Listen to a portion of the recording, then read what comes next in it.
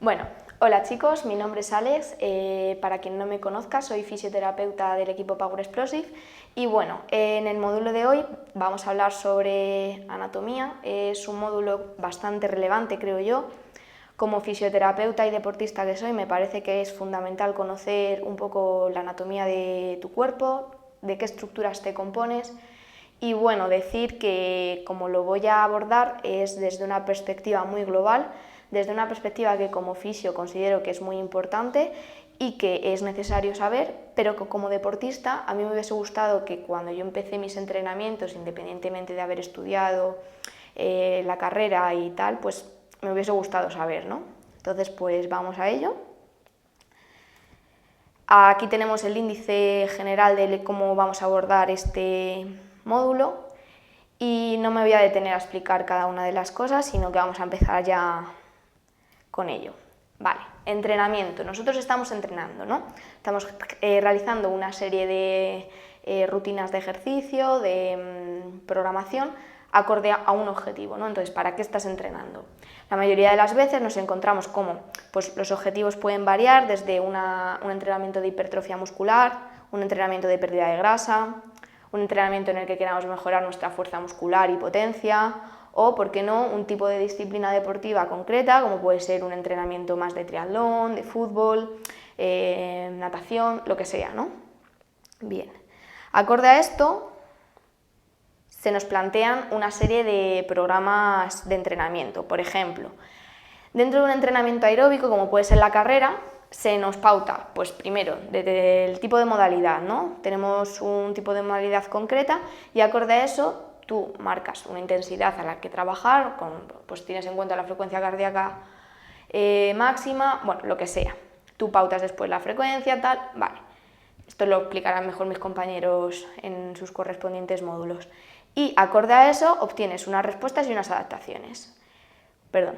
Hablamos de entrenamiento anaeróbico y hacemos lo mismo. Bien.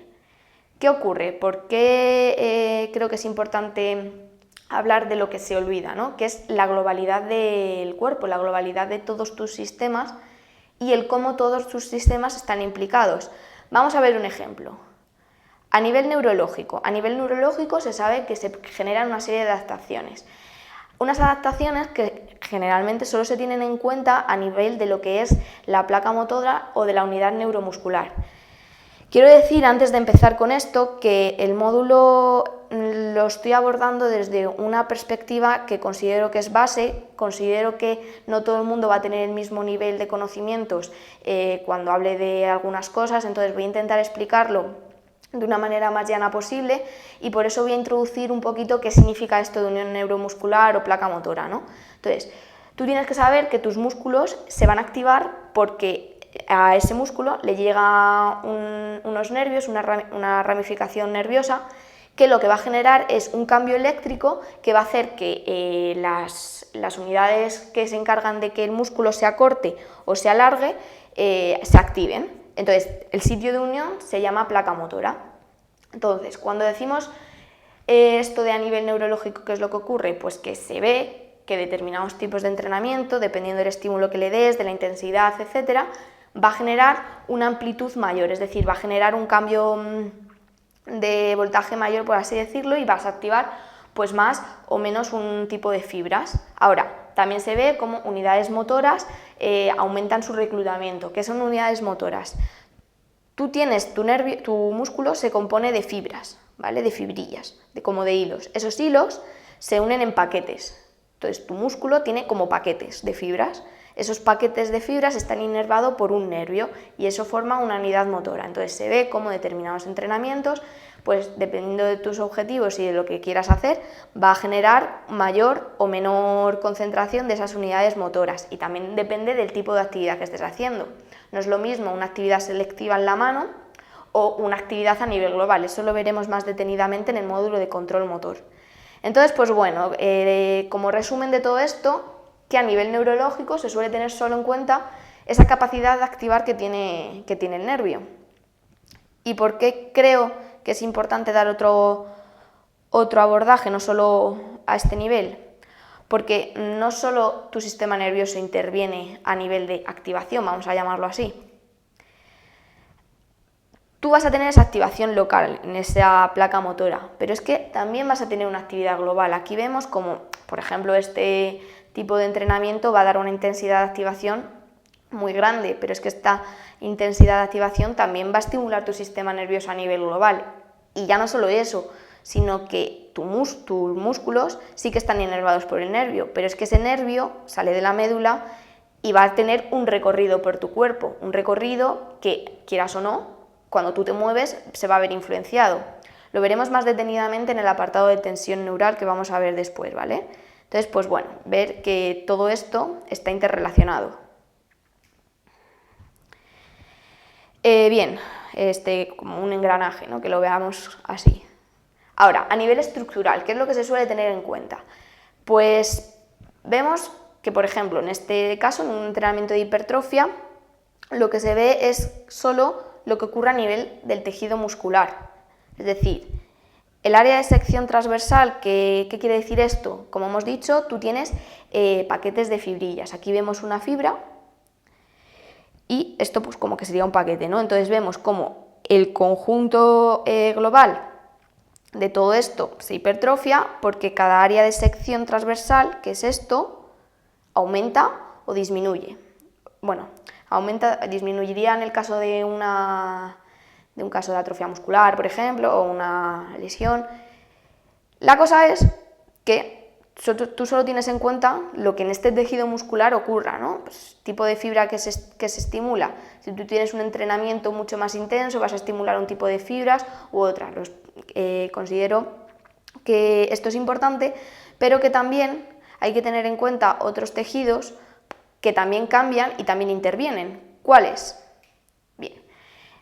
Por ejemplo, sí que se sabe que la densidad mineral ósea aumenta con un tipo de entrenamiento, como puede ser un entrenamiento más anaeróbico, y el tejido óseo es un tejido de tipo conjuntivo. Los tendones también se ven afectados, también se ven aumentados sus capacidades, como por ejemplo de fuerza, en entrenamiento de fuerza, que también es tejido conjuntivo. Y bueno, aquí vemos como pues, tú tienes un proceso de pérdida de grasa, quieres perder grasa y entrenas para ello, entonces los adipocitos también son tejido conjuntivo. Bien, la fascia que tenemos aquí también es tejido conjuntivo, también interviene, desliza, tiene distintas funciones que ahora veremos y por lo tanto también va a influenciar en tu entrenamiento y en los cambios que vas a obtener. Y bueno, aquí vemos el sistema vascular, el tejido vascular, que también es tejido conjuntivo, y el tejido epitelial, ¿vale? Entonces, cambias a nivel tisular y entrenas distintas estructuras. Ahora, todas ellas se intervienen y se interrelacionan entre sí, a nivel anatómico, a nivel biomecánico, a nivel nervioso, y por lo tanto, unas estructuras se ven implicadas en otras, que unas pierdan su capacidad o que no tengan la misma capacidad de las mismas características, pues va a influir y hay que tenerlo en cuenta. Entonces hablamos de globalidad. Tú tienes 4 tipos de tejidos, generalmente porque esos 4 tejidos se estructuran en células, ¿no? Entonces tenemos nuestro tejido muscular, que está claro, esto es a nivel más estructural, tu tejido muscular, que es el que va a permitir la acción contráctil, porque tienes como un centro de operaciones que te va a dar esa actividad eléctrica que va a permitir esa actividad contráctil. Un tejido epitelial, un tejido nervioso a nivel anatómico, pues esos recorridos periféricos o incluso el propio sistema nervioso central que también se pone en tensión. Y a nivel conectivo, pues lo que he dicho, que aunque el tejido conectivo conjuntivo sea el mismo porque va a tener la misma composición básica, dependiendo de la función vas a tener una determinada densidad u otra. Y bueno, nos tenemos como el cartílago, es un tejido conjuntivo, hay distintos tipos, el tejido, por ejemplo, de fascial, cápsulo ligamentario, vascular, óseo. Bien, todo esto conectado con el sistema nervioso que recibe información, la interpreta en tu corteza cerebral o en tu médula espinal, donde sea, y acorde a ello responde de una u otra manera. Entonces, no todos son iguales porque no todos tienen las mismas células, por lo tanto no todos tienen las mismas funciones y los tiempos de recuperación no son los mismos y hay que tenerlo en cuenta. Vale, vamos a detenernos en cada uno de los tejidos un poquito a nivel global. De la fascia podríamos hablar largo y tendido porque hay mucho de qué hablar, pero como ya he dicho, no quiero irme de más en conceptos, porque comprendo que habrá mucha gente que cuando hable de algunas cosas dirá, no entiendo nada, ¿sabes? Entonces, pues bueno, y otra que dirá, te estás quedando escasa. Entonces, pues bueno, ¿qué decir de la fascia? Tiene muchas funciones, de las cuales quiero que entendáis que tu fascia es como si fuese el pollo asado que te comes o que hay en cualquier tienda o que haces tú en tu casa. El pellejo que recubre ese pollo sería como tu fascia, ¿no? Entonces, esa fascia va a unir todos tus tejidos, va a unir esta musculatura, como vemos aquí, va a separar, va a darte soporte, pero es que también va a transmitir y gestionar fuerzas. Todo aquí va a almacenar energía. Y ahora, ¿a qué nos referimos con que influye en el crecimiento y diferenciación celular? Antes de entender esto, la composición básica de la que yo os hacía alusión antes es que tienen una serie de células y una matriz extracelular que sería como el medio de esta fascia que vemos aquí.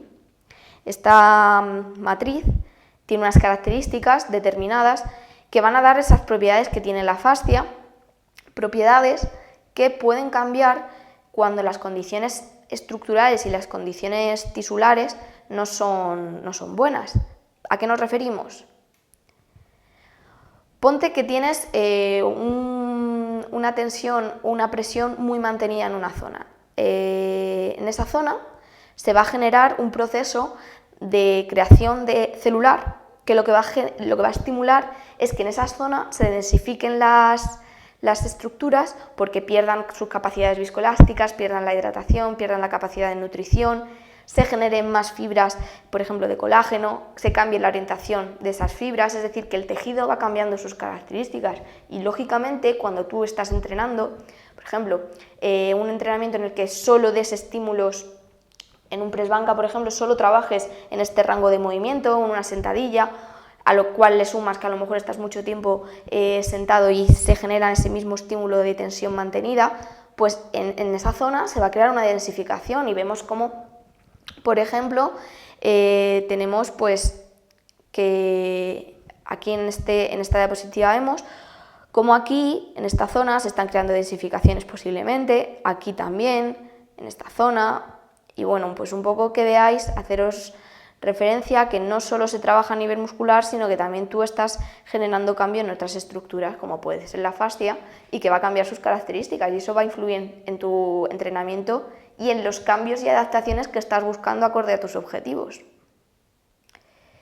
Vale, aquí quiero hacer referencia a las cadenas miofasciales para que veáis cómo cuando tú solo das un estímulo de tensión en una cadena, en un rango, pues vas a influir en los resultados que quieras, ya sean a nivel estético, a nivel de rendimiento o a nivel de salud, que pues debería ser un poquito la base. Entonces, aquí vemos cómo tenemos nuestra cadena anterior y nuestra cadena posterior. Vamos a poner un ejemplo. Cuando tú estás trabajando en un press banca, vamos a poner, en un press banca o en un peso muerto. Cuando tú estés trabajando con un peso muerto, se va a activar de primeras en la bajada una cadena de una u otra forma, está un poquito más en excéntrico y cuando subes más en concéntrico. Tú estás dando continuos estímulos, pues cuando trabajas con una sentadilla, esta cadena, aquí vas a crear pues una zona de tensión y cuando subes, pues lo contrario. La dominada, aquí vemos que pues también sería ese el patrón, un press banca. Bien, pero es que también tenemos más cadenas que no solo hay que trabajar estas en un tipo de estímulo u otro, sino que habría que dar como distintas distribuciones en las tensiones que pones, en las puestas en tensión. También es importante trabajar una cadena lateral, como en un slider, que trabajes pues con un press y a la vez abres la pierna. Es un poco complicado aquí sentada, pero bueno, creo que os hacéis una idea. Una cadena cruzada. ¿Dónde se da una cadena cruzada? Por ejemplo, en un chute de un balón en el fútbol o cuando tú estás haciendo un pase de baloncesto, pues aquí se activan y también habría que introducirlas dentro de una propuesta de entrenamiento. Aquí, ¿por qué he puesto esto? Bien, cuando nosotros trabajamos, por ejemplo, en un press banca, se activa esta cadena, pero es que la mayoría de las veces solo activamos a nivel superficial.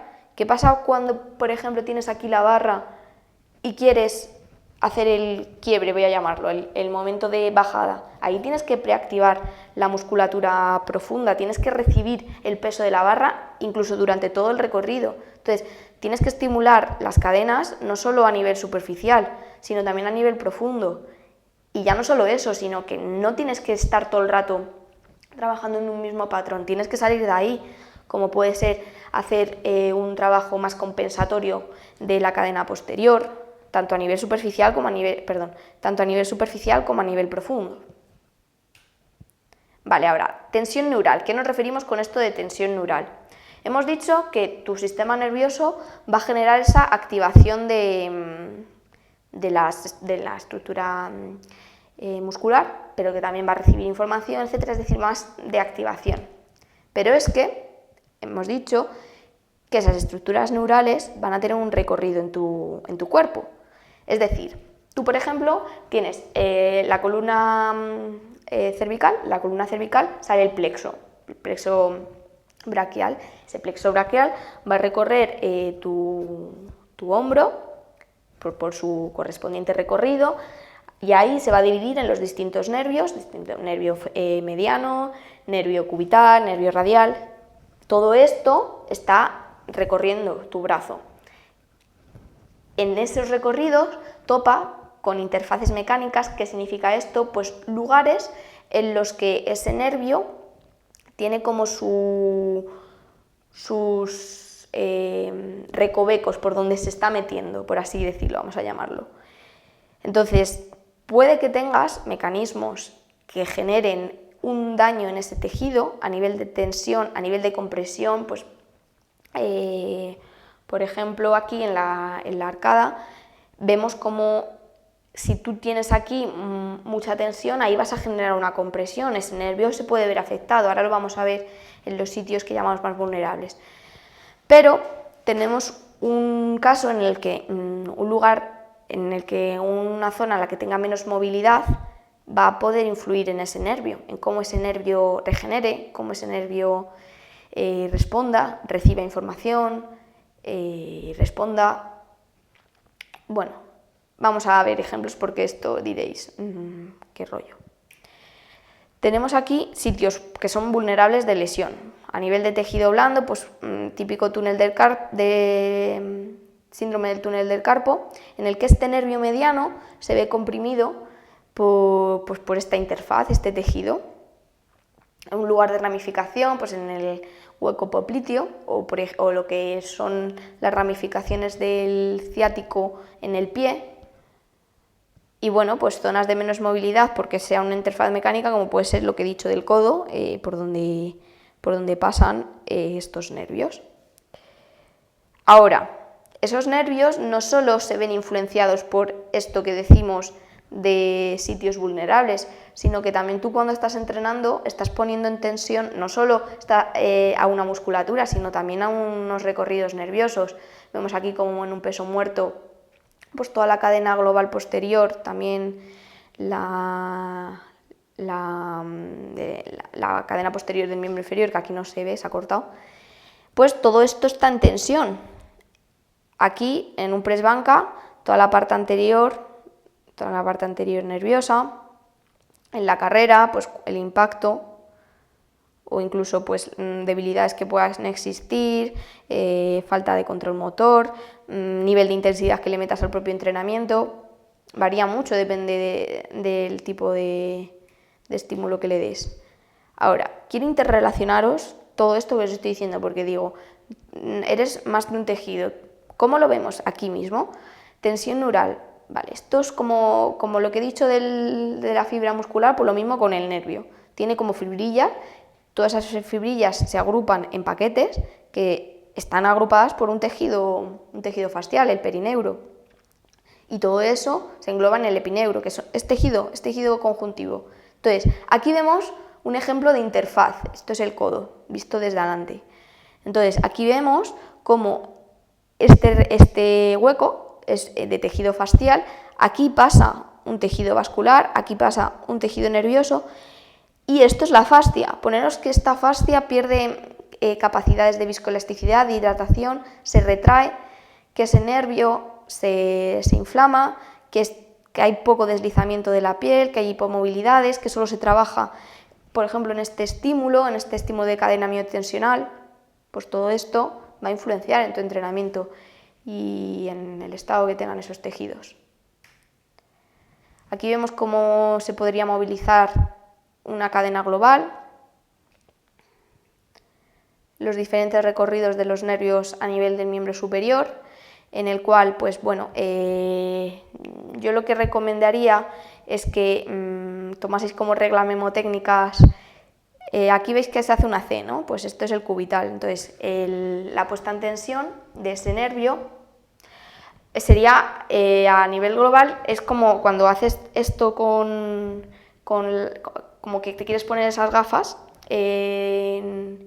a nivel de los ojos, pues todo eso estás poniendo en tensión ese nervio. Entonces, la cosa sería ir movilizando esos nervios dentro de tus rutinas de entrenamiento o pre-entrenamiento, post-entrenamiento, y bueno, también dependiendo del individuo. El nervio radial lo vemos aquí, el nervio mediano, luego, ¿por qué no?, el nervio ciático a nivel posterior, el nervio femoral, que lo vemos aquí en el recorrido. Vale, ahora, el sistema vascular. ¿Qué es esto del sistema vascular y por qué es importante? Cuando nosotros trabajamos un entrenamiento, también eso va a potenciar el flujo sanguíneo que haya en la zona, cómo ese corazón te está bombeando sangre, es decir, la mejora cardiovascular, pero es que también a nivel más periférico, esa interrelación de tejidos va a generar, por ejemplo, el pumping, que todos conocen. Aquí vemos el corazón, ¿no? Tenemos sus paredes, los distintos a las aurículas y los ventrículos. Los ventrículos son los que eyectan sangre, las aurículas son las que reciben esa sangre. Entonces, tu ventrículo va a generar esa expulsión de sangre hacia todas tus estructuras corporales. Y vemos cómo en determinados entrenamientos, como puede ser un entrenamiento más aeróbico, se mejora esa capacidad muscular que tiene ese ventrículo. Vale. Ahora bien, las arterias. El ventrículo expulsa sangre por las arterias. Estas arterias tienen una capacidad de contracción que cuando la sangre eyecta del ventrículo, esas paredes se dilatan. Entonces, cuando las estructuras nerviosas, que se llaman mecanorreceptores, que captan la presión o la distensión que hay en esa aurícula, van a generar una respuesta refleja de contracción, que va a ir disminuyendo a medida que se va haciendo más periférica la arteria o las ramificaciones.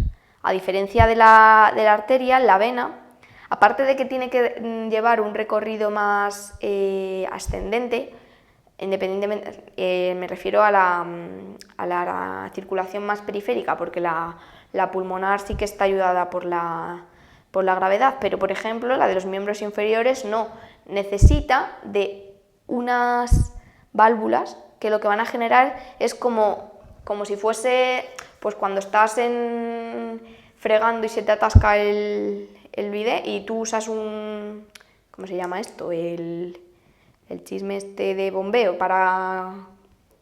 Ahí, no sé cómo se llama, bueno, pero me estáis entendiendo, ¿no? Lo que hace que se cree una diferencia de presión que va a generar ese rebote, por así decirlo. Entonces, pues la vena necesita de estas válvulas para generar ese impulso. Ahora, ¿qué es el pumping? El pumping es lo que científicamente se llama cellular swelling, y es, tú tienes aquí la vena que está devolviéndote la sangre con sus correspondientes ramificaciones. Entonces tú cuando haces la contracción muscular, esa contracción muscular cierra la vena. Ese cierre de vena genera que no haya retorno venoso y que la arteria siga irrigando sangre. Por lo tanto, si a esto le añades que tu tejido no tiene buena hidratación, tiene restricciones fasciales, tiene un aumento del espacio intersticial ya predispuesto por X motivo, como puede ser pues un mal retorno venoso, que tengas problemas de retención de líquidos, que debido al propio entrenamiento generes en esa zona mayor inflamación tisular, lo que sea, pues va a dañar esos tejidos y también hay que tener en cuenta estos sistemas. Aquí vemos pues lo que estaba explicando, ¿no? Que aquí tenemos la arteria, la vena y bueno, esto es el sistema linfático, ya que en el sistema vascular no solo está implicada la arteria o la vena, sino también esa red que se llama sistema linfático, que lo que hace es que a ver, ¿cómo explico esto?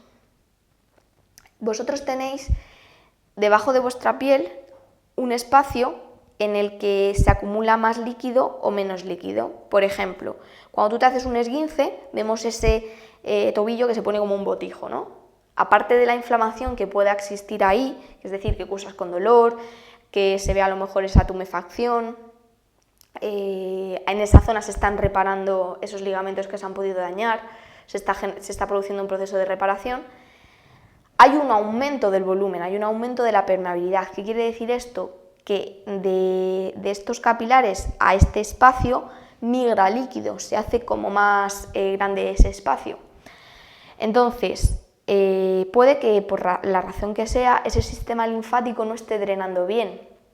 La linfa entra dentro de esos túbulos, que no sé si he puesto una diapositiva después. Bueno, entra dentro de esos túbulos y lo que hace es eliminar esas sustancias de desecho, estimular ese drenaje, esa disminución del edema. Entonces, pues, ante un proceso en el que estamos sumando cargas fasciales, cargas neurales, cargas vasculares, pues todo este sistema se puede ver afectado, puede influenciar negativamente en los resultados, seas chico o seas chica.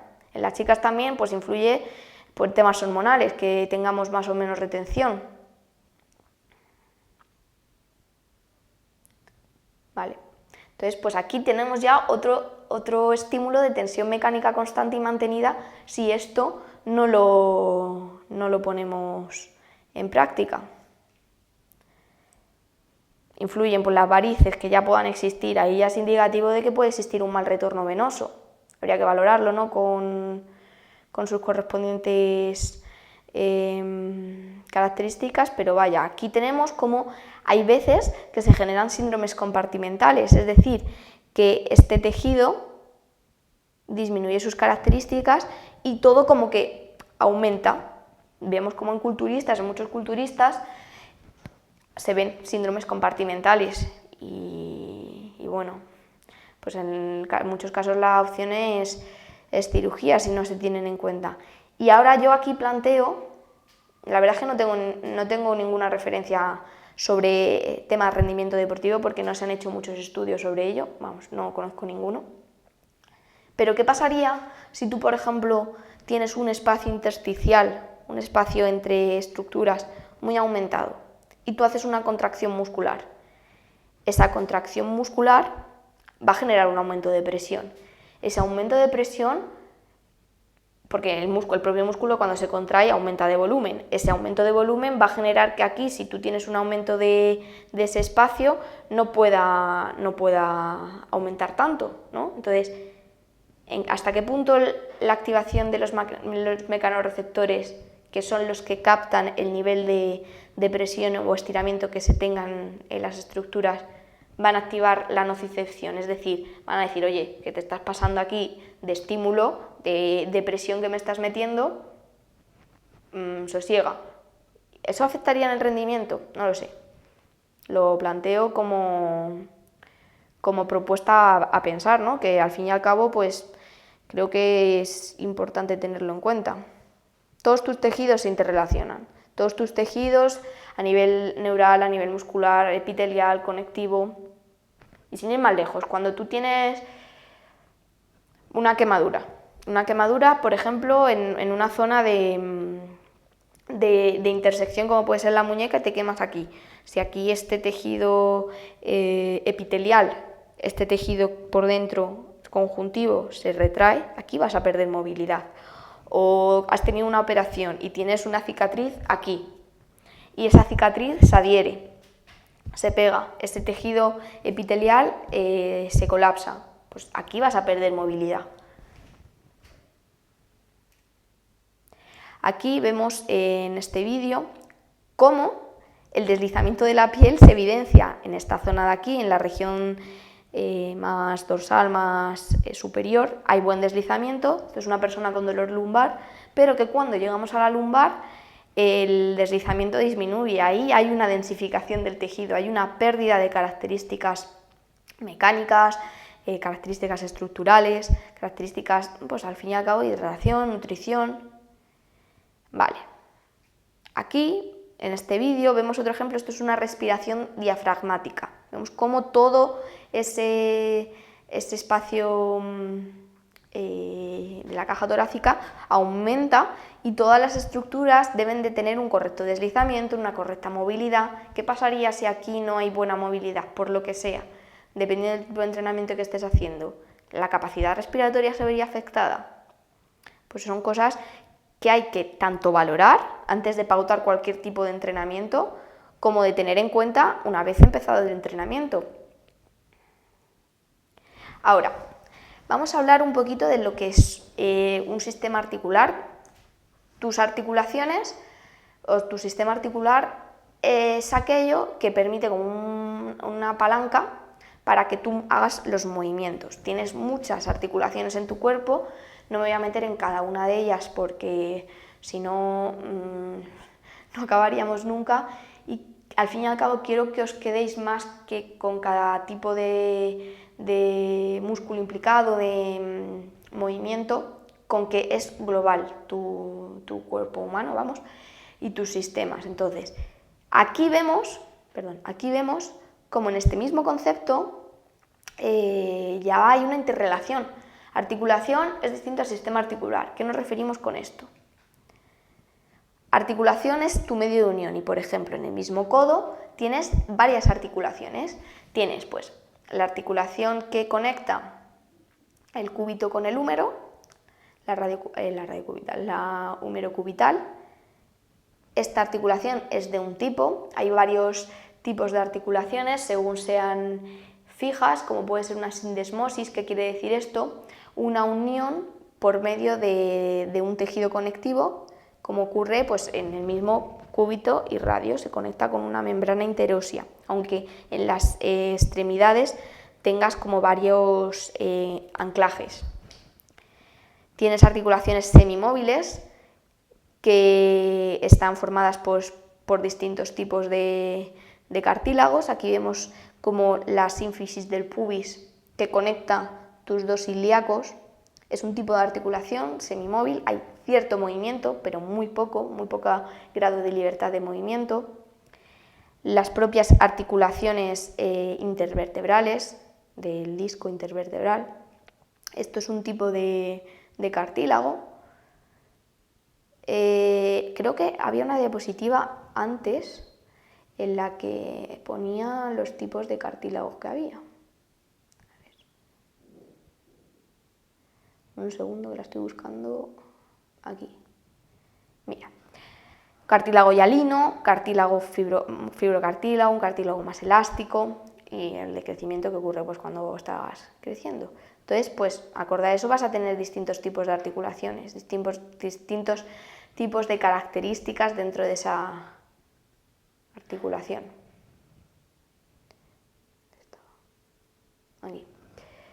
Vale, pues aquí tenemos un tipo de cartílago, aquí otro, las propias articulaciones costovertebrales que se llaman,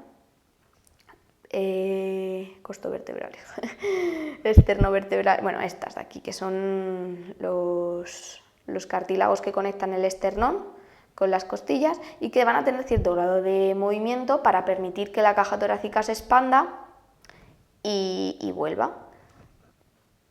He dicho la fija, la semimóvil.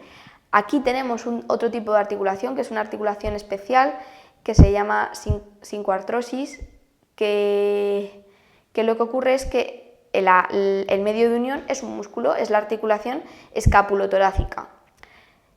Es articulación muy importante en todos los movimientos del hombro, pues como puede ser un press banca o una dominada, cualquier movimiento del hombro. Hablaremos de ella y cómo activarla, o daremos tips de cómo activarla en el módulo de control motor que daremos próximamente. Y bueno, luego las móviles, que son las que más se conocen y las que más inquietudes producen, como la que estaba diciendo, el codo, en la que tienes distintas articulaciones, la que he comentado, húmero-cubital, la radiocubital proximal, pero es que también tenemos una radiocubital distal, es decir, que aunque tú hagas un movimiento de flexoextensión en el codo, este movimiento de flexoextensión se va a ver influenciado por la libertad de movimientos que haya, por ejemplo, en esas articulaciones o incluso en el hombro o la muñeca. Ahora bien, cuando nosotros, por ejemplo, hacemos el gesto de rotación interna, ¿vale? Y vemos que a lo mejor no llegamos a donde se estipula como test que hay que llegar. Y decimos, ostras, tengo acortado la rotación interna, los rotadores externos del hombro porque no me dejan hacer esa rotación interna del hombro. Es que en esa rotación interna del hombro no solo está implicada la articulación glenumeral o la articulación de todo el complejo del hombro. Puedes tener distintas limitaciones del movimiento en cualquiera de esas articulaciones, si nos referimos al hombro, ya sea en la glenumeral, ya sea en la esternoclavicular, en la acromioclavicular, pero es que también existe una pronosupinación que tienes que tener en cuenta en ese gesto de rotación interna, es decir, que si tú a lo mejor tienes en este nivel estas dos articulaciones limitadas porque estos dos medios de unión tienen X restricción, X tensión neural, todo eso va a limitar tu rango de movimiento. Entonces tú a lo mejor no llegas a esta rotación interna de hombro que quieres conseguir, pero porque aquí tienes limitación. Entonces eso hay que valorarlo cuando se hace un preentrenamiento o cuando te vas a poner a entrenar, valorar las condiciones iniciales de las que parten tus tejidos, de las que parten tus estructuras. Y pues tener en cuenta que no todas las articulaciones son las mismas. Por ejemplo, un error habitual que se suele cometer es cuando hablamos del hombro, pues nos imaginamos y nos pensamos que es solo esta articulación, y es que además te tocas aquí. Cuando yo te digo, piensa en la articulación del hombro, haces pum. Y aquí, debajo de esta mano, lo que hay es la articulación glenumeral, que es una de las articulaciones por las que se compone el complejo del hombro. El complejo del hombro tiene 5 articulaciones más las interconexiones, ya sea con la columna dorsal o con la columna cervical. Por ejemplo, la columna dorsal, tus músculos que retraen la escápula, tenés aquí tu escápula. O sea, me pongo así para que os imaginéis también mi hombro aquí en el espacio. Vosotros tenéis mi escápula, tenéis mi articulación glenumeral, que es esta que vemos aquí, ¿vale?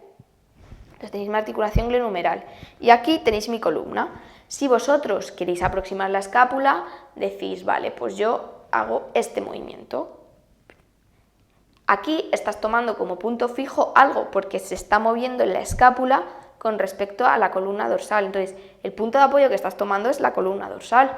Si esa zona tiene una falta, bueno, esto en control motor lo explicaré mejor, pero si tiene una falta de estabilidad o tiene una falta de movilidad o tiene algún proceso anatómico concreto que no se tiene en cuenta, pues bueno, se puede ver afectado, o tiene una tensión muy mantenida, por ejemplo, en la lumbar, en la cervical. Otro ejemplo, pues bueno, el trapecio se conecta aquí con la cervical. Si tú tienes un proceso muy de tensión aquí porque tienes mucho acortamiento, tienes mucha restricción, eso va a influir en el hombro, eso va a influir en el movimiento que tengas en la cervical. ¿Qué más? Pues que tengas aquí mucha restricción fascial y genere que tu articulación glenohumeral quede en un proceso un poquito más de rotación interna, o que tengas aquí en tu pectoral, en tu pectoral mucho acortamiento. Por aquí pasa el plexo braquial, donde se dividen los distintos nervios, pero por aquí pasa el plexo braquial, por debajo de esta clavícula.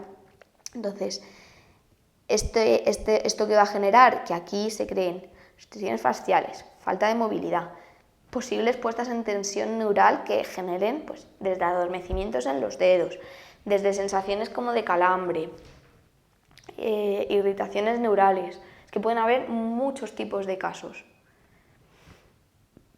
Vale, también, por ejemplo, una falta de movilidad en estas articulaciones, ¿qué puede generar? ¿Puede influir en el hombro? Pues sí, puede influir. Puede verse afectado, y recordemos el vídeo que os he puesto anteriormente de la respiración diafragmática. Todas esas estructuras, hay que mirar el cuerpo como una globalidad, y no quiero que digáis ¿qué extremista se pone? Es que es importante, es muy importante tener en cuenta la globalidad del cuerpo. No son las mismas articulaciones. Por ejemplo, otro caso es la cadera. Tú cuando te dicen la cadera, vemos desde las personas que se tocan aquí hasta las personas que se tocan aquí. Y dices, vale, pues es que debajo de esa mano está o bien la propia pelvis, porque se pongan aquí mucho la mano, o bien aquí, que es la articulación glenohumeral,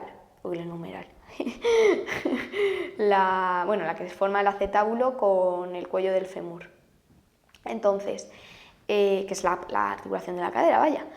Esa articulación de la cadera se articula con la cintura pélvica, y la cintura pélvica es un complejo de articulaciones desde la sacroiliaca, que es esta de aquí, que une el sacro, que es el final de la columna lumbar, con las palas ilíacas. Y aquí, aunque sea una articulación semimóvil, móvil pero con muy poco grado de movilidad, es una articulación que también tiene influencia con la articulación que se forma entre el sacro y la columna lumbar. Y aquí tenemos la sínfisis del pubis, que es la que os estaba diciendo antes, esta de aquí, que es un tipo de articulación semimóvil, pero que también articula. Y aquí se inserta musculatura, todos los adductores, aquí pues la musculatura adductora más corta, toda la musculatura del cuádriceps, glúteos, por detrás pues piramidal.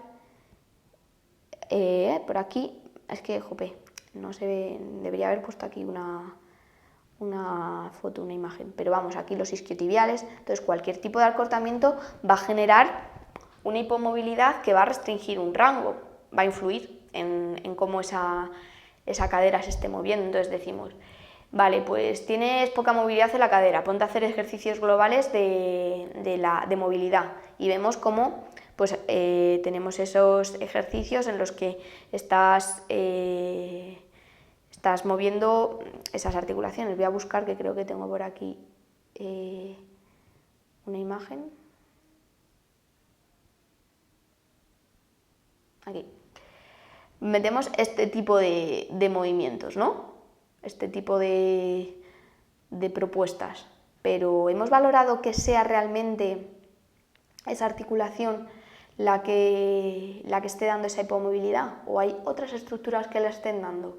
¿O es porque a lo mejor existe una tensión fascial en los tabiques, el que están separando los distintos músculos isquiotibiales? ¿O por el contrario, es una restricción en la cadena anterior del cuádriceps? ¿O en la parte de la columna lumbar que está fijando tu pelvis en anteversión? O X motivos que habría que valorar. Una hipomovilidad la columna lumbar, un acortamiento en el psoas, un acortamiento en los abductores, pues también habría que ver primero y programar esa rutina de ejercicios. Es decir, que tú puedes tener una serie de ejercicios específicos para tu objetivo de entrenamiento, como puede ser pues, en la carrera, correr 500 metros, 2 series, correr no sé cuántos, tal, pero que luego también se metan este tipo de ejercicios de entrenamiento. Ahora, vale. Es decir, habría distintas sinergias, pero es que no todos los tejidos van a, aunque tengas un tejido, una interrelación de tejidos base, porque en todas las articulaciones vas a tener los tejidos ahí que se están interrelacionando, cada una de las articulaciones puede que tenga un comportamiento específico y por lo tanto tenga más tejido de un tipo u otro. ¿A qué nos referimos? Ahí. Vale, vemos cómo en el hombro hay estas bursas, ¿no? Estas ayudas para que tanto los tendones que pasan por aquí como las propias estructuras no rocen entre sí, no se desgasten y por tanto no se desgarren, ayudan también al deslizamiento, al correcto deslizamiento. Bueno, el caso que esta articulación tiene estas estructuras porque quiere preparar a esa articulación para los movimientos que generalmente, a los que generalmente suele estar preparada. Porque esta articulación, que es la glenumeral, tiene 3 ejes de movimiento, porque tiene esta forma y por lo tanto lo que genera es que, uno, se puedan hacer movimientos en el plano sagital, en un plano más así, que te corta el cuerpo en este plano.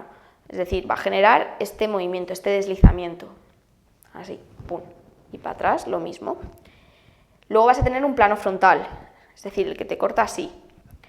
Y tú vas a poder mover la articulación en este rango. Es decir, así. Ahí vas a hacer una abducción, ¿no? Estás haciendo este gesto, pues aquí tu cabeza humeral y esto están haciendo esto.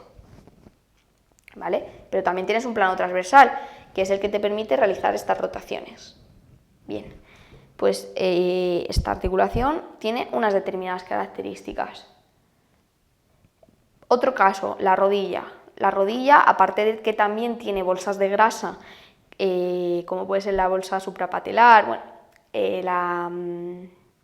la articulación tiene unas estructuras de tejido conjuntivo con unas características determinadas que son los meniscos. ¿Por qué están ahí esos meniscos? Aparte de para repartir las cargas y para permitir y dar congruencia, porque esta articulación es totalmente incongruente. ¿Qué quiere decir esto de congruencia? Por ejemplo, esta articulación sí que tiene congruencia, la cabeza femoral tiene perfecta congruencia, eso como capacidad de unión con este acetábulo, aunque luego tenga estos rebordes de aquí para dar mayor espacio, pero no es lo mismo que una articulación de la rodilla, en la que este platillo, que es la tibia, es muy plano y no tiene como esos hundimientos que permiten que estos cóndilos femorales articulen bien. Entonces, pues están ahí esos meniscos para dar congruencia, pero es que también, además de congruencia, lo que hacen es amortiguar las cargas. Entonces, nos encontramos ante un entrenamiento en el que estás metiendo a lo mejor continuos impactos en esta rodilla, que esta rodilla sí que está preparada para los impactos, pero muchos impactos, y no sales de esos estímulos. Pues bueno, habría que ver cómo esos meniscos pueden influir en esa puesta en tensión que les estás poniendo. Otro caso, la articulación, la mano. En la mano, en esta zona de aquí, tienes unas vainas tendinosas, que lo que hacen es permitir que esos tendones deslicen bien en esa cavidad. ¿Por qué? Porque esta articulación ya es una zona que de por sí tiene mucho roce, tiene mucha fricción. Entonces, para que esos tendones no se desgasten, no se deshilachen, hay esas estructuras que ayudan a un mayor abordaje. Aquí también tienes vainas tendinosas. De por sí la cápsula es una cápsula que necesita protección en esta zona, entonces pues trabajar con estímulos de continua presión en los que estás apoyando tu peso corporal sin haber pasado antes por un proceso de que también tú conciencias de cómo activar esa musculatura, porque recordemos que esta articulación no solo tiene esta unión, sino que también está influenciada por las hileras del carpo, que también hay que aprender a un poquito activar, veremos en el módulo de control motor, pero también hay que ver cómo están a nivel anatómico y a nivel estructural, si tienen buena movilidad entre los huesecillos, por ejemplo, trabajos en los que se requiere un agarre muy cerrado, muy concéntrico, en los que pues requiera mucho trabajo manual, la musculatura que une cada uno de los dedos, que se llaman interóseos y lumbricales, puede que tenga mucha restricción, puede que de tanto que estás haciendo estos gestos tengas aquí una restricción, pues también habría que valorar. Aquí vemos otro caso, el de la columna vertebral. Pues también distintas puestas en tensión van a generar que todas estas estructuras se vean afectadas. Y luego aquí, pues la verdad es que no tengo ningún estudio que defienda mi teoría o mi propuesta. Si alguien lo tiene o alguien me quiere dar su opinión, pues que me escriba. Pero, ¿cómo influiría una hipomovilidad en la cadera, en ese ligamento redondo que da irrigación a la propia cadera, o sea, a la propia cabeza del fémur? No lo sé. Habría que verlo, vale. Y luego, además de que cada articulación tiene sus características, cada persona va a tener sus características individuales, de ahí que el entrenamiento debe ser muy individualizado y muy adaptado a cada persona, edad, sexo, propio estado de la anatomía de la persona, si ha tenido patologías previas, en las que, porque también habrá que tener en cuenta lo que pasa a nivel de control motor, propiocepción. Voy a beber un poco porque tengo la boca seca.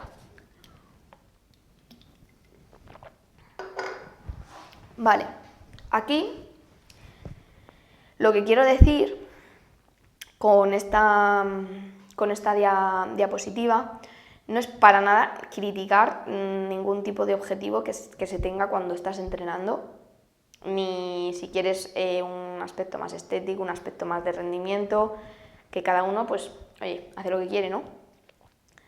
Pero que yo lo que sí que quiero es que entendáis que aunque tú quieras trabajar para hipertrofiar, para verte más grande, o por el contrario, porque quieras perder grasa, o porque quieras mejorar tus marcas en la carrera, o porque quieras mejorar tus marcas en un levantamiento, que tengas en cuenta que todos tus sistemas se están activando y que esos sistemas deben de estar dentro de que estés dentro de un deporte que no sea a nivel competitivo, a nivel de élite, que deben de estar en el estado más saludable posible, adaptado al estado del que partes, al estado que vas obteniendo durante tus entrenamientos y el resultado que obtienes después.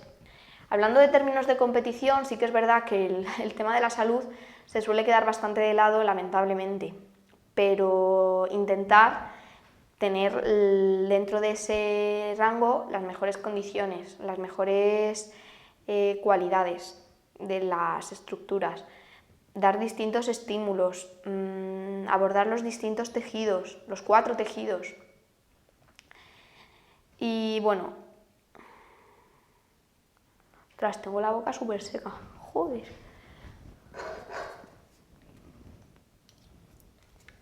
Yo creo que nunca había hablado tanto tiempo delante de una cámara. Espero que no esté hablando demasiado rápido, la verdad. Y bueno, si tenéis alguna duda, pues me preguntáis. Ahora bien, diréis, wow, qué visión tan general, no he sacado nada en claro, o no sé si realmente esto lo puedo aplicar a mis entrenamientos. Yo voy a plantear una propuesta de lo que sería para mí una progresión o una apuesta de entrenamiento, ¿no? Bien, lo primero, una valoración en la que se vea tu nivel de movilidad, cómo están esos tejidos a nivel fascial, a nivel muscular, a nivel, pues por ejemplo, que tengas una cicatriz o incluso pues lo que hemos visto antes, ese deslizamiento que haya en la piel. ¿Cómo está tu sistema vascular? Si tienes un espacio intersticial, un signo de fobia, si tienes un acúmulo de líquidos, si recuperas bien a nivel vascular, si tienes buena movilidad en tu caja torácica, si se mueven bien todas tus articulaciones, buen rango de flexión dorsal, de flexioextensión de rodilla. En el codo que se valore la rotación interna o rotación externa, pero que se tenga en cuenta cómo está esta articulación radiocubital y cúbito-humeral. O sea, perdón, cúbito-humeral. Que a nivel de control motor se tenga una buena activación de la musculatura, que por ejemplo cuando estés haciendo una sentadilla, que no dejes caer la barra sin ni siquiera poner en preactivación a esa articulación. No es lo mismo hacer esto que hacer esto. Es decir, esto y ahí va el peso, es decir, está aumentando el espacio, está aumentando la presión que hay en esa articulación a proteger y activar no solo esto, sino también esto. O en una sentadilla que, por ejemplo, antes de bajar en sentadilla recibas el peso del cuerpo con la musculatura glútea y con esa cintura pélvica. Que el glúteo se active no solo en esa rotación externa y abducción, el glúteo medio y menor, al que solemos estar acostumbrados, sino que se active en esa recepción de peso de la que también es responsable. Luego también pues ver esa capacidad cardiovascular, cardiorrespiratoria, que también habría que valorar un poco dependiendo también del tipo de entrenamiento que se haga, pero que también está ahí. Los niveles de activación que existen en la musculatura, comparando cuando se activa de una manera o cuando se activa de otra. En el caso de existir patología, pues vemos, o aquí por lo menos en el centro, vemos cómo hay casos en los que con dolor lumbar, ante rangos mínimos de flexión, los paravertebrales se disparan en activación, tomando todo el protagonismo cuando no debería ser así. Luego también valorar tus patrones, pues estás entrenando para una carrera, ver que realmente estés haciendo un buen patrón de movimiento, ver que todas las estructuras estén bien conectadas. ¿A qué nos referimos con esto? Pues por ejemplo, que cuando estés haciendo el apoyo de ese miembro inferior, en la zona glútea hay una correcta estabilización, es decir, el glúteo medio reciba el peso de tu cuerpo, eso permita una elongación axial en el hemitronco que estás cargando, una estabilización en esa cintura, que haya una buena disociación, es decir, que mientras una cintura pélvica está dándote más estabilidad, la otra tenga una correcta movilidad, y esto influye tanto a nivel de control motor como a nivel de cómo estén esas estructuras. Otra vez repetimos.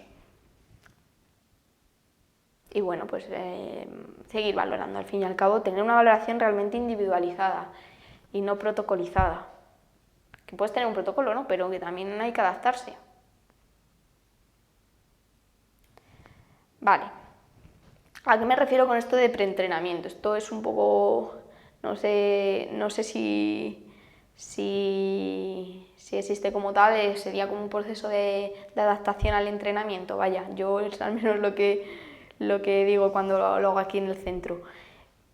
Que tú hagas el entrenamiento que hagas, considero que debes pasar antes por un proceso así, es decir, que tú aprendas a dar esos estímulos necesarios para que tus estructuras corporales, estructuras neurológicas a nivel de procesos de activación, sean conscientes de tus movimientos, de cómo se activa la musculatura, de qué es lo que tienes que hacer antes de hacer un gesto, y vamos a poner ejemplos porque si no esto es imposible. Poneros en una retracción escapular, cuando tú estás haciendo un remo, que aprendas a activar esta región sin que la dorsal vaya a extensión y por lo tanto te genera una inestabilidad, que se aprenda a activar esa articulación escapulotorácica que decíamos que era por medio de un músculo, que aprendas a decoaptar la musculatura, no solo a generar un estímulo de coaptación, que al fin y al cabo ahí estás dando otro estímulo tensional distinto. Por ejemplo, aquí en una sentadilla, pues aprender a recibir ese peso del cuerpo con el glúteo, para que la pelvis no migre hacia arriba. Y básicamente porque si tú realizas una sentadilla sin recibir el peso del cuerpo, esta cintura pélvica no está estable. Luego, cuando haces un ejercicio en una cadena cinética cerrada en la que se ve implicada, es decir, cadena cinética cerrada en la que los miembros inferiores no están libres, sino que están fijos y el tronco se mueve con respecto a estos miembros inferiores, pues que este pie aprenda a recibir el peso, no solo a que se active el arco plantar, sino a que esta articulación de aquí tenga un estímulo de ascenso para arriba. Luego aquí en el puente hay un vídeo en YouTube en el que David y yo lo explicamos mejor, pero que bueno, que en el puente glúteo al fin y al cabo tú estás haciendo un ejercicio de los extensores de la cadera, pero es que tu peso lo transfieres hacia la cervical. Entonces aquí en ese caso no estás activando realmente los miembros inferiores, sino que estás activando otras cosas. Pues aprender a que antes de subir hay que recibir el peso del cuerpo. Yo lo que digo generalmente es como que se tenga el estímulo de que se empuja el talón, ¿vale? Y un poquito estímulo de elongación del miembro inferior, del fémur. Pero que bueno, que se lleve el peso a los pies. Esa preactivación en la articulación de la muñeca, que decíamos, para que no se produzcan esas hernias o esos quistes que luego suelen aparecer. Y así podríamos seguir, lo abordaremos más de lleno en el módulo de control motor. Vale, ahora, vamos a los entrenamientos. Tú puedes tener, que tú tengas ese entrenamiento que se te pauta, pues trabajo de eso, de lo que te digo, 500 metros, 2 series, 1000 metros, tanto, sprints, hacer HIIT, entrenar pecho, entrenar pre-banca, entrenar sentadilla a 2x2, lo que sea. Tú te lo programas así, pero que también se tengan en cuenta tanto antes del entrenamiento, después, como en días sueltos fuera de ese entrenamiento base, vamos a llamarlo, en los que hagas ejercicios, por un lado, compensatorios, pero compensatorios de verdad, que se compensen de verdad tanto a nivel biomecánico como a nivel de ejecución. ¿Y a qué me refiero con esto? A nivel de ejecución, pues lo que he planteado, por ejemplo, de la dorsal, que no tiene sentido que tú hagas una retracción escapular en el que esta dorsal se esté yendo para atrás si no estás estabilizando bien esta zona. Ahí no está bien la ejecución del ejercicio, aunque sea un ejercicio compensatorio que estás haciendo con una buena causa, pero no lo estás haciendo realmente bien. O, por ejemplo, a nivel biomecánico, que si tú estás trabajando en tracciones, por ejemplo, o continuamente en empujes, aquí estás generando una compresión, pues que salgas de ese patrón de coaptación en la articulación del hombro, pues con un remo, por ejemplo, en el que estimules esos decoaptadores. Eso es un estímulo compensatorio que estás dando. O que a nivel de cadenas faciales, pues estés entrenando en powerlifting y tú hagas mucho press banca, hagas mucha sentadilla, pues que salgas de ese estímulo, por ejemplo, del press banca en el que estás haciendo un empuje, con, por ejemplo, este tipo de... Estos de los asesoramientos que yo hago, que la verdad es que queda aquí un poco feo, pero vamos, que es... es que no se ve nada. Que hagas como un estímulo de esa cadena posterior del miembro superior en distintas aperturas, en distintas activaciones, y esto lo puedes mezclar incluso con una cadena cruzada en el que hagas este movimiento, en el que hagas este. Vale, más ejemplos de abordaje de todos los tejidos. Pues por ejemplo, que tengas mucha tensión neural porque tu carga de entrenamiento sea muy grande o porque ya tu tejido esté bastante afectado en cuanto a densificación, hidratación o lo que sea, y tú hagas movilizaciones neurales. Movilizaciones neurales, pues por ejemplo, del nervio radial o del nervio cubital o del nervio mediano. ¿Cómo hacemos esas movilizaciones de esos nervios? Pues por ejemplo, cuando nosotros estamos hablando del nervio mediano, lo que habría que hacer sería espacio entre el hombro y la oreja. Entonces, a nivel de la muñeca, llevamos la muñeca hacia atrás. El pulgar, como que lo llevamos hacia la pared, con el codo estirado, el hombro abajo. Y lo que hacemos es, con esa puesta en tensión, seguimos subiendo, inclino la cabeza, seguimos subiendo y una vez que ya notamos ahí toda la tensión, inclinamos la cabeza. Entonces, al inclinar la cabeza vamos a notar ahí el estiramiento máximo del nervio. Para movilizarlo, ¿qué es lo que hacemos? Pues dependiendo de dónde esté el nivel de tensión o del proceso en el que estés, si tienes mucho dolor habría que valorar otras vías como movilizar el lado contrario o quedarte en un rango menor. Ahí es donde digo que se requiere una individualización en cada persona, pero vamos, el principio consistiría en, por ejemplo, perder rango en un lado y ganar en otro, como puede ser, este es el estiramiento máximo, hemos dicho, en el que la mano se va para atrás, el pulgar para atrás y la cabeza para acá. Pues si queremos movilizar, primero ganamos en la inclinación y perdemos un poquito en la flexión, y luego ganamos en la flexión y perdemos en la inclinación, y así.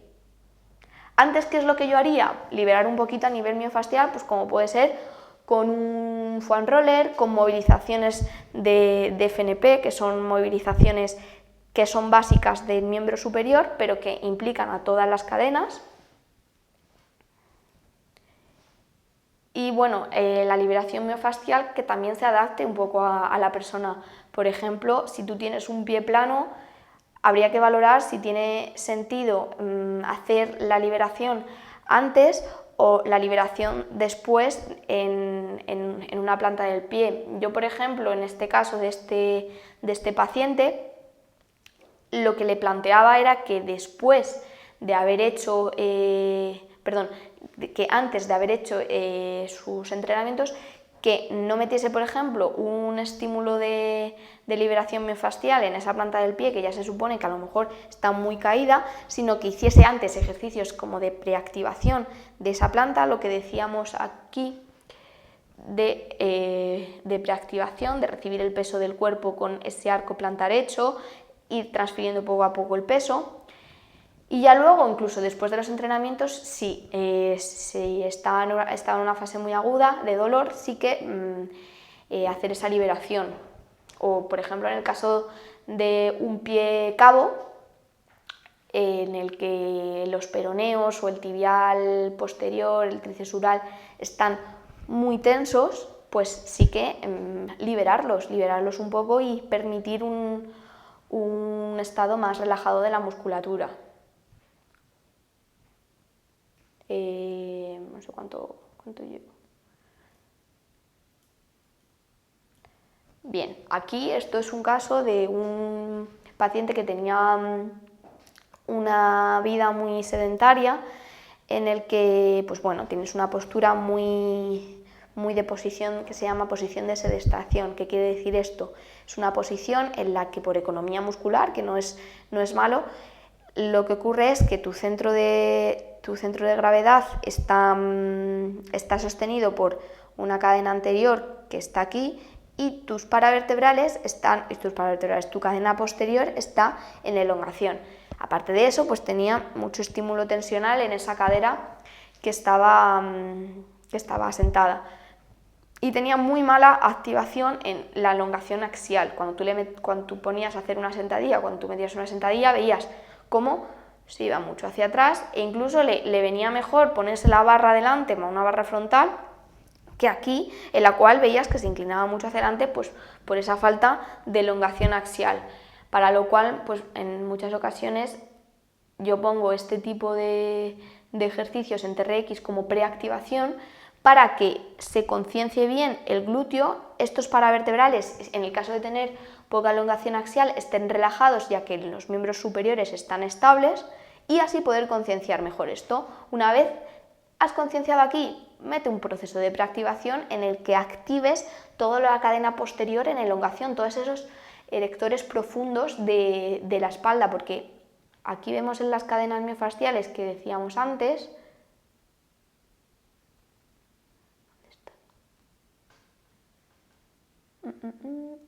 vale, aquí vemos cómo tú tienes la cadena posterior a nivel más superficial o a nivel más funcional, pero es que luego cada vértebra o cada estructura por dentro de la columna se tiene que aprender a activar. No solo vale hacer un buenos días en el que estás activando ahí los paravertebrales sin sentido en muchas ocasiones.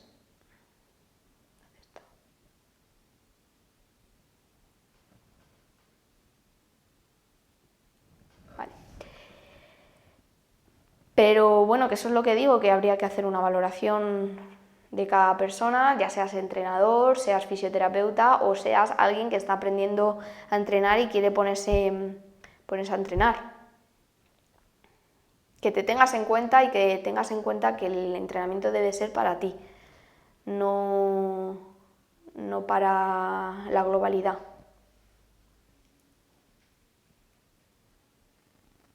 Vale, y bueno, luego, una vez ya se te ha pautado el entrenamiento específico, para lo cual, pues bueno, hay módulos a continuación de entrenamiento de fuerza, entrenamiento cardiovascular, etc. Y se hayan planteado esto que quiero, que es el fin de este módulo, que se aborden los tejidos en distintos niveles, pues hacer un proceso de recuperación post-entrenamiento, tanto a corto plazo, es decir, dentro de la misma sesión, como a largo plazo. A esto, pues inevitablemente se le va a ver influenciado el entrenamiento que estés haciendo, de fuerza, aeróbico, lo que sea que estés haciendo, y según las características y necesidades de cada persona. Si tú partes de un proceso en el que esta cadera tienes poca movilidad o tienes un entrenamiento en el que sometes a mucho empuje esa cadera, a mucha carga, sometes a mucho peso o tienes estímulos en constante cadena anterior o, pues, yo qué sé, tienes un proceso de irritación en la musculatura glútea, ya digo, depende del individuo, no puedo pautar nada exactamente concreto. Pues a lo mejor sería interesante después de cada entrenamiento hacer una decoaptación de esa cadera, una liberación. O si tienes problemas, o no problemas, si tienes un entrenamiento que solicitas mucho a esa musculatura, recordemos el pumping, lo que es, o si ya tienes un proceso de retención de líquidos, un problema de retorno, pues a lo mejor puede ser interesante realizar unas sesiones de drenaje y de presoterapia, que no solo es estética, no solo es para la celulitis o para la retención de líquidos, que te veas menos hinchada, y no solo es para las chicas. Y ahí donde yo he planteado antes lo de la relación que puede existir entre el aumento de ese espacio intersticial y el rendimiento deportivo. Pre, post, ya digo, estaría interesante ver algún estudio.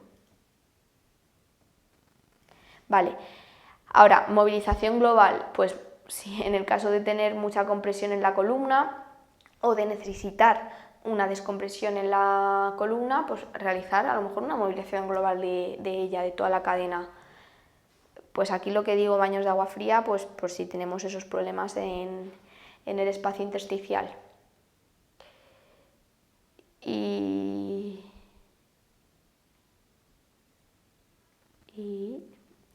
Y bueno, lo que ya he dicho, el abordaje que he querido dar es muy global.